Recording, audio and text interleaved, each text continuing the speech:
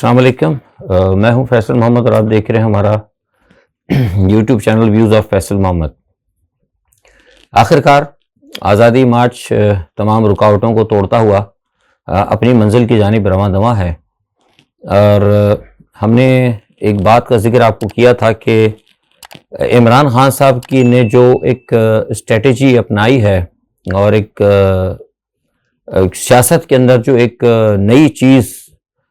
जो लेकर आए हैं, जो एक नैरेटिव उन्होंने दिया है, वो लोगों को न सिर्फ अपील करेगा बल्कि लोगों की वो ज़रूरत भी बन जाएगा, और वो बन गई। अच्छा, उसी दौरान उसको रोकने की भी कोशिश की गई, आपको सारी बातें बताते रहे। और आपने देखा कि हुकूमत ने जो मौजूदा हुकूमत लाई हुई है, इम्पोर्टेड हुकूमत, उसने बहुत ज़्यादा रुकावटें भी की, सब कुछ किया, सारे मामलात किए, और जो कुछ हुआ आपको बताइए सब कुछ अमेरिका की वजह से ही था। मैं सारी बातें बताता रहा हूँ, पुराने वीलॉग्स आप देख लिए होंगे। और मैंने आपको ये बात कही थी गुज़िश्ता हफ्ते के मामलात को है कुछ रिपेयर किया जा रहा है। बहुत सारे लोग इस चीज़ को मानते थे, मैंने कहा नहीं, जो भी गलती हुई जिनसे इदारों से वो उनको रिपेयर करेंगे, क्योंकि मेरे अपने ज़राए थे, मेरे अपने ज़राए से मुझे यकीन दहानी कराई गई थी, तो मैंने कहा था रिपेयर होगा, और मामला आपने रिपेयर होता देखा। अदालतों को आप देखने के गुज़िश्ता हफ्ते से लेकर, मतलब इस हफ्ते के से लेकर गुज़िश्ता हफ्ते से लेकर आज तक अदालतें जितने भी फैसले कर रही हैं वो सब मुनसिफाना कर रही हैं, और वो जो ज़्यादती इमरान खान के साथ हो गई थी उसका अजाला उसमें किया जा रहा है। आज भी अगर आप देख लें तो जो भी फैसले किए हैं अथर मनउल्लाह साहब ने, इस्लामाबाद हाई कोर्ट ने, और जो आज सुप्रीम कोर्ट ने जो फैसले किए हैं, सब अकॉर्डिंग टू द सिचुएशन है। और एक मैं गैर जानिबदार तज्ज़िया निगार की हैसियत से कह रहा हूँ कि बिल्कुल दुरुस्त हैं। मुझे कहीं इसमें कोई सुकम नज़र नहीं आता। वैसे अगर आप ढूंढना चाहें तो फिर आप हर अच्छी से अच्छी चीज़ में और हर बुरी से बुरी चीज़ में आप तलाश कर सकते हैं। किसी भी किस्म का कोई अगर एतराज़ जिसे कहते हैं ना, लेकिन मेरे नज़दीक मुनसिफाना फैसले। लेकिन अब बात वही जो लोग बहुत सारे पूछते हैं कि भाई इस्टेब्लिशमेंट, देखिए इस्टेब्लिशमेंट के हवाले से मैंने कहा था कि इस्टेब्लिशमेंट भी कोशिश कर रही थी, मामलात रिपेयर हो रहे थे। 20 तारीख यानी 19 तारीख की रात और 20 तारीख के दरमियानी शब तक मामला दुरुस्त थे, लेकिन 20 तारीख को रात गए जो हुक्म आया या कहीं से कुछ पैगाम आया, वो ये था कि अमेरिका की कोशिश है कि जो मौजूदा सेटअप है इसी को भी फ़िलहाल टेस्ट किया जाए, और क्योंकि ये IMF की कुछ रिक्वायरमेंट जो हैं फौरी तौर पर, वो रिक्वायरमेंट इस हुकूमत के साथ पूरी कराई जाए। क्योंकि इमरान खान ने तो जून तक कह दिया था कि ना हम पैसे बढ़ाएंगे ना कुछ करेंगे, ना, उन्होंने साफ मना कर दिया था। ठीक है जी, तो इन्होंने कहा इस्टेब्लिशमेंट को कि अगर आप ये नहीं करते तो IMF आपसे माहिदा नहीं करेगा। तो नतीजा क्या हुआ कि 20 तारीख को इस्टेब्लिशमेंट जो थी ना, जिसको आप कहते हैं ताकतवर इदारे, वो पीछे हट गए कदम, और उन्होंने जो न्यूट्रल थे, जो आपने कहा ना इमरान खान को बहुत से लोग इल्ज़ामात दे रहे हैं, मैं इमरान का मुकदमा नहीं लड़ा यहाँ पे, लेकिन मैं सही बता रहा हूँ। लोग कहते हैं इमरान खान को बहुत सारे कि यार वो 20 को कह रहे थे न्यूट्रल नहीं रहना चाहिए, फिर वो कहते हैं अब न्यूट्रल है, लेकिन कल आके उन्होंने फिर 25 को कह दिया कि वही न्यूट्रल नहीं होना चाहिए, अब किरदार अदा। बेसिकली वो वजह यही थी कि पहले इदारों ने कहा था कि हम जो है न्यूट्रल होंगे, तो उस पर उन्होंने कहा था कि भाई न्यूट्रल तो कोई चीज़ नहीं थी, या तो आप हमारे साथ जाएं या इनके साथ जाएं, लेकिन अच्छा ठीक है आप अपने रहना ही है, आप न्यूट्रल कुछ नहीं करना। तो फिर इमरान खान ने कहा था कि आप कुछ ना करें, लेकिन जैसे ही वो IMF का मसला आया तो फिर वहाँ पे वो न्यूट्रल वाली बात ही ख़त्म हो गई, क्योंकि वो IMF का मसला था। फ़ौज की सबसे बड़ी प्रॉब्लम ये, फ़ौज ये चाहती है, फ़ौज ये कह रही है, मैंने बयान भी दिया अखबार में, ट्वीट पे भी कहा है कि फ़ौज ये कहती है हमारी कमज़ोरी इस वक्त ये बन गई है कि हमारे हालात इकनॉमिकल नहीं है कि हम कोई बड़ी तब्दीली ले आए हुकूमत के अंदर। भाई अगर, और अमेरिका की तरफ से भी धमकी है कि भाई अगर आप तब्दीली लाते हैं तो IMF के साथ मुज़ाकरात नहीं होंगे, पैसे नहीं मिलेंगे, मामला ख़राब हो जाएगा। तो भाई सवाल ये पैदा होता है, मैं ये पूछ रहा हूँ इदारों से कि ये तो धमकी फिर आपको कल अमेरिका आके और किसी वक्त भी दे देगा। वो कह देगा कि भाई ठीक है आपको पैसे नहीं मिलते, आपको उधार नहीं मिलता, कुछ नहीं मिलता, हम आप पर पाबंदी लगाते हैं, आप अपनी न्यूक्लियर से उठा के, जैसे हमने कहा था कि हमारे कंट्रोल में दे दो। तो इन चीज़ों का खौफ तो मैं समझता हूँ नहीं होना चाहिए। मैं इस हक में था पहले भी, और कि भाई ठीक है हमारी इस्टेब्लिशमेंट जो है, लोग तो खैर बातें करते ना से, वो कहते ना कि थोड़ा सा लेमन टाइप की कि भाई क्या है वो है, इस किस्म की बात नहीं। मैं कहता हूँ कि ठीक है हमारी फ़ौज अगर कहीं दबती थी, इस्टेब्लिशमेंट दबती थी, उसकी वजह ये थी कि भाई हमारी कुछ कमज़ोरियाँ हैं, ہماری سیاسی کمزوریاں، ہم نے یہ جی ایس ہند اور فلانا پتہ نہیں کیا کیا سیاستدانوں کو نہ چھوٹ اگر دی ہوتی آج تک تو یہ سارے لوگ نہ ہوتے، لیکن چلو ہماری کمزوری بن گئی تھی تو ہم کہیں نہ کہیں کمپرومائز کرتے رہے تھے نا. لیکن اب الحمدللہ قوم آپ کے ساتھ کھڑی ہے بھائی، اب قوم کھڑی ہے، اب آپ کو ایک لیڈر ملا ہے تو اسٹیبلشمنٹ کو چیزیں اس کے ساتھ کھڑے ہوں. اب بھی اگر ہم ڈریں گے، اب بھی ہم یہ خوف کھائیں گے کہ بھائی آئی ایم ایف ہم نہیں دے رہے، آئی ایم ایف میں آپ کو بتا رہا ہوں آئی ایم ایف نے نہیں کرنا. ابھی بھی آپ کو خبر آ جائے گی یا آ گئی ہوگی، میرے خیال سے کوئی ٹی وی پہ کہہ رہا تھا کہ شاید نہیں ہے، میرے خیال سے نہیں کرے گی. صرف آئی ایم ایف کا خوف لے کر یا اس بات کا خوف لے کے کہ امریکہ ہماری امداد بند کر دے گا یا ہم پہ پابندی لگ جائے گا، ہم بھوکے مر جائیں گے، یہ خوف اگر آپ کا ایک دفعہ کامیاب ہو گیا اور یہ امریکہ کو پتہ لگ گیا، بڑی طاقتوں کو پتہ لگ گیا کہ آپ پابندیوں کے اور بھوک سے خوف سے اگر آپ اس قدر خوف زدہ ہو کے گھٹنوں پر آ جائیں گے تو وہ کل آپ کو اس سے زیادہ بھوک کی آپ کو دھمکی دے گا اور بھوکا مارے گا. تو کل کے معاملات کو دیکھتے ہوئے آج فیصلے ہونے چاہیے تھے، یہ میرا کہنے کا مقصد ہے. بہت سے لوگ اس کو الٹی سیدھی باتیں کرتے ہیں کہ میں حمایت بھی میرا کسی سے، میں کہتا ہوں میں فوج سے محبت کرتا ہوں، بلا شبہ فوج ہماری اپنی ہے. اب وہ باجوہ صاحب کی غلطی تھی، ایکس وائی زیڈ کی غلطی ہے، وہ نہیں. میرا جو کہنے کا مقصد ہے سیدھا سیدھا یہ باجوہ صاحب کو ہی پیغام سمجھ لیں آپ. میں نے ایک دفعہ پہلے بھی باجوہ صاحب کے نام براہ راست پیغام دیا تھا، اسی کو آپ یوں ہی سمجھ لیں. چلیے میں باجوہ سے ہی بات کر رہا ہوں عوام کے توسط سے کہ یہ اگر دھمکیوں سے مگر ڈرتے رہیں گے تو پھر کیسے کام چلے گا؟ تو ایسا نہیں ہونا چاہیے. اور اب آپ وہ دیکھیں امریکہ ظاہر سی بات ہے وہ تو نہیں چاہے گا کبھی بھی کہ عمران. اب آپ مجھے بتائیے کہ عمران خان نے جو انٹرویو کیا ہے سی این این کو، آپ سارے تو ادھر لگے ہیں نا صرف آگے پیچھے باتوں کے اندر، سارے آپ کو لگا رہے ہیں ادھر جتنے بھی یوٹیوبر اور بڑے بڑے چینل سب آپ کو لگا کر رکھا، بس دھواں دھار تعریفیں واریفیں مار رہے ہیں ادھر، سب کو لگا رکھا وہی مارچ کی طرف. بڑی اہم خبر ہے. لیکن کبھی کسی نے غور کیا اس بات پہ؟ کسی نے بات نہیں کی کہ عمران خان نے جو سی این این کو انٹرویو دیا اس نے کیا کہا ہے. اس نے امریکن ڈپلومیٹ کے حوالے سے کہا ہے کہ اس کی سرزنش کی جائے، اس سے استعفیٰ لیا جائے، اور کتنے ہارڈ الفاظ اس نے استعمال کیے. کیا آج تک اس قسم کا مطالبہ ہمارے کسی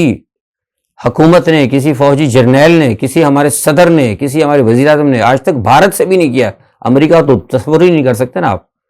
یعنی it is the first time کہ امریکہ جیسے ملک سے آج تک کسی نے ایسی بات نہیں کی ہے. اتنی بڑی بات کرنا یہ ایک فیصلہ ہے. یہ اس کا مطلب یہ کہ آپ کو ایک لیڈر ملا ہے، آپ کو موقع ملا ہے، آپ کو. تو اس لیے میں نے آج بھی قوم سے کہا تھا کہ یہ پہلی بار آپ کو موقع ملا ہے، آپ کھڑے ہیں اس کے ساتھ. اگر یہ خدا نہ خاصا موقع نکل گیا تو سیکنڈ ٹائم آپ کو موقع نہیں ملے گا. تو یہ بات جو میں نے آپ سے کہی نا کہ اتنی بڑی بات عمران خان نے کی تو ظاہر سی بات ہے امریکہ نے اس پر تل ملانا ہے نا، تو وہ اسی لیے تل ملایا. آپ کو پتا ہے 4 سال تک ہمارے پاس وہ نہیں تھا، ایمبیسڈر بھی نہیں تھا، اور انہوں نے ایمبیسڈر بھیجا. میں نے آپ کو بتایا بھی کہ ایمبیسڈر کی کیا اس کی اسپیشلٹی ہے، کن کن ملکوں میں رہا ہے وہ، ایجپٹ میں اور تیونس وغیرہ میں، سب بتا چکا ہوں آپ کو. اسپرنگ عرب جو ہوا تھا کہاں سے شروع ہوا تھا، تو وہ ہی is the mastermind of all kind of, sorry انگریزی بول گیا، مطلب وہ اس چیز کا وہ ہے کیا کہتے ہیں ماسٹر مائنڈ ہی ہے، سمجھے نا. سب اس قسم کی مطلب وہ افراتفری پیدا کرنے کے حوالے سے تو وہ آ گیا نو پرابلم. الحمدللہ آپ کو لیڈر اچھا مل گیا ہے، آپ سٹینڈ کریں. یہ کہنے کا اصل مقصد تھا. خیر یہ تو ایک ہو گئی نا بات. بہرحال آئی ایم ایف کا معاملہ بھی میں نے آپ کو بتایا تھا کہ وہ نہیں ہونا بہت مشکل ہے. اور میں نے آپ کو آج سے 5-6 دن پہلے کہا تھا کہ آئی ایم ایف کے معاملات کو انہوں نے جا کر یہ کہا تھا مفتاح اس نے پہلے کہ آئی ایم ایف سے کہا تھا کہ آپ ہمیں کم از کم 1 مہینہ دے دیں، آگے کر لیں پیچھے کر لیں، لیکن مجھے نہیں لگتا کہ وہ آگے پیچھے کریں گے. بہرحال اگر ہو سکتا ہے اگر امریکہ کہہ دے، کیونکہ ہے تو بیسیکلی امریکن غلام، لیکن میرے پاس ابھی تک کوئی اطلاعات ایسی نہیں ہے. دیکھیے کیا ہوتا ہے، 2-4 دن میں پتہ لگے گا. ابھی تک یہ ہے کہ آپ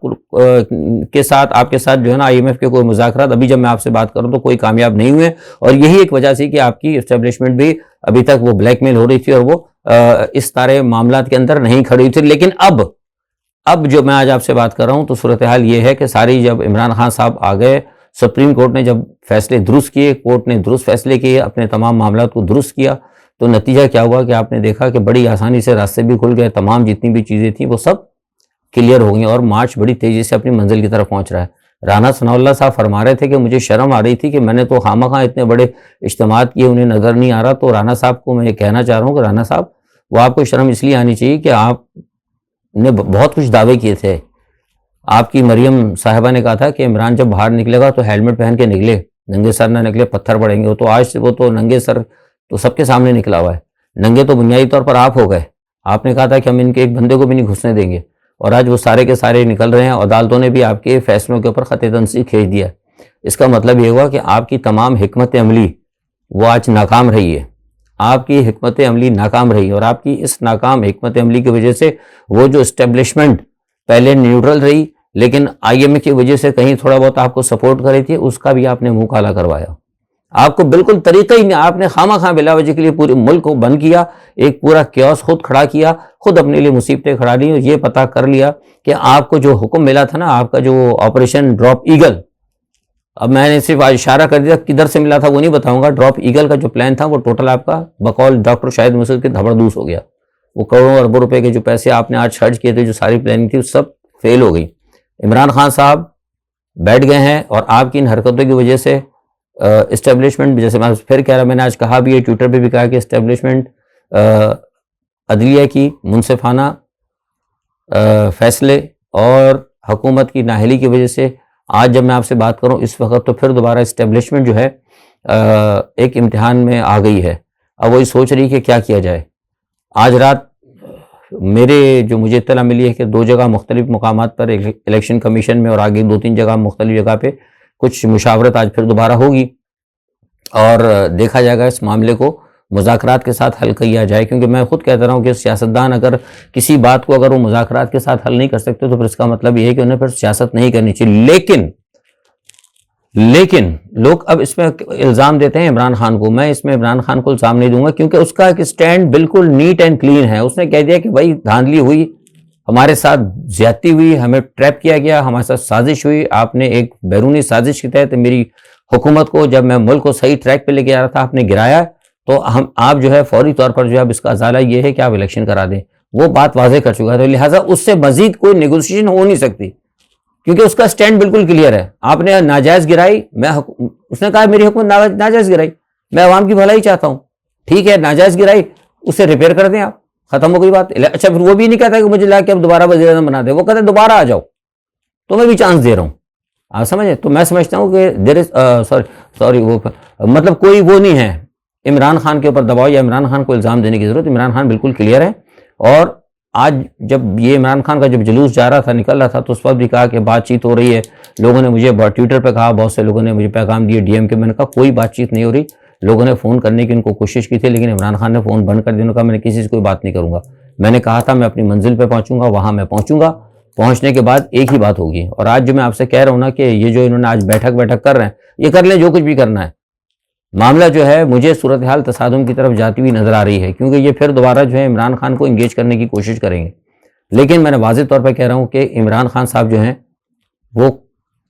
نہیں ہٹیں گے، ان کا سٹینڈ بالکل کلیئر ہے، اور جیسے میں نے کہا نا کہ قوم بھی ان کے ساتھ کھڑی ہے، قوم بھی سمجھ گئی ہے۔ ایک ہی چیز ہماری پاکستان کی جو پرابلم تھی، جو پاکستان کے اندر جو ہماری سیاست میں جو کوئی آئیڈیالوجی نہیں تھی، کوئی ایک امیر آدمی سیاست کرے گا، وڈیرا جاگیردار بدماش بدعنوان چور لٹیرا، وہ اس ملک کے قوم کی قسمت کا مالک ہوگا، اس کے لیے عمران خان نے ایک بہت اچھا شعور دے دیا،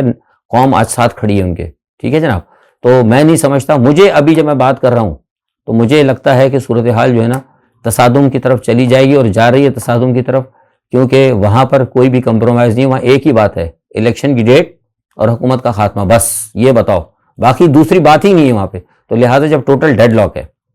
جب ڈیڈ لاک ہے تو پھر یا تو پھر یہ کہ جیسے میں نے آپ سے کہا کہ ابھی میں نے آپ کو خبر دی ہے کہ اسٹیبلشمنٹ پریشان ہے، اور وہ دوبارہ آپ کنسیڈر کر رہے ہیں کہ ہم نے کیا کرنا ہے۔ میں نے بتا دیا، میں نے تو ٹویٹ کر کے، میں نے D G I S P R کو بھی ٹویٹ کیا، ویسے بھی میں نے اپنے طور پر ان کو پیغام دیا، میں نے کہا نہیں تم آئی ایم ایف کی وجہ سے تم بلیک میل ہو رہے ہو، مجھے پتا ہے،